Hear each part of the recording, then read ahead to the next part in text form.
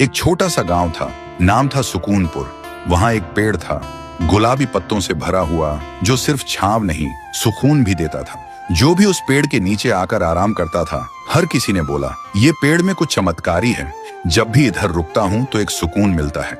उसी गांव में एक बुजुर्ग दादू रहते थे, अपने पोते के साथ। उन्हें गांव के सबसे समझदार इंसान माना जाता था। वो दादू अपने छोटे से पोते राजू को हर शाम उस पेड़ के नीचे लाते और कहानियां सुनाते और कहते, बेटा, ये पेड़ सिर्फ पेड़ नहीं है, ये हमारा परिवार है। मैंने इसे अपने हाथों से लगाया है और इसने मुझे जिंदगी भर छांव दी है।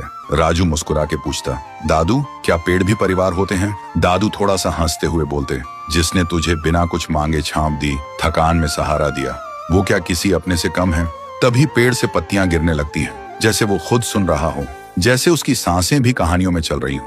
वक्त गुजरता गया, दादू बूढ़े हो गए और एक दिन दुनिया छोड़ गए और राजू भी अकेला उदास हो गया था। अब राजू हर दिन उसी पेड़ के नीचे लेट कर रहता था। एक दिन वो आंखों में आंसू लेकर पेड़ को देख के बोलता है, दादू, आइए ना, मुझे कहानी सुननी है। मैं खुद को बहुत ही अकेला महसूस करता हूँ। तभी पेड़ बोलने लगता है, राजू, तू अकेला नहीं है, मैं हूं ना, तेरा परिवार। राजू चौंक जाता है और बोलता है, तुम कैसे बोल सकते हो?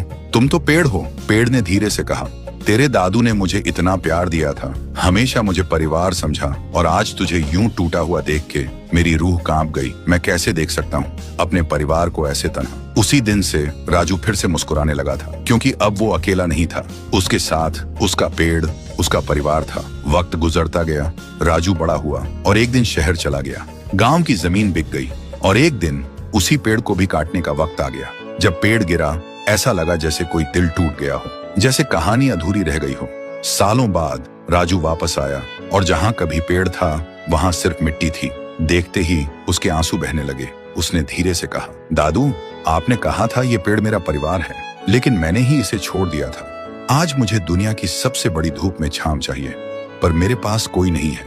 आप नहीं हो, और जिसे परिवार बोला वो पेड़ भी नहीं रहा। राजू फिर से अकेला हो गया, लेकिन तभी जमीन की मिट्टी में से आवाज आई, राजू, मत रो, मैं हूं ना, तेरा पेड़, तेरा परिवार। तुझसे दादू की हर कहानी सुनी, तेरे हंसने की गूंज मेरे तन में अब भी घूमती है। मैं गया नहीं हूँ, मैं तेरे साथ हूँ। जब तक तू मुझे याद रखेगा, मैं तेरे साथ जीता रहूंगा।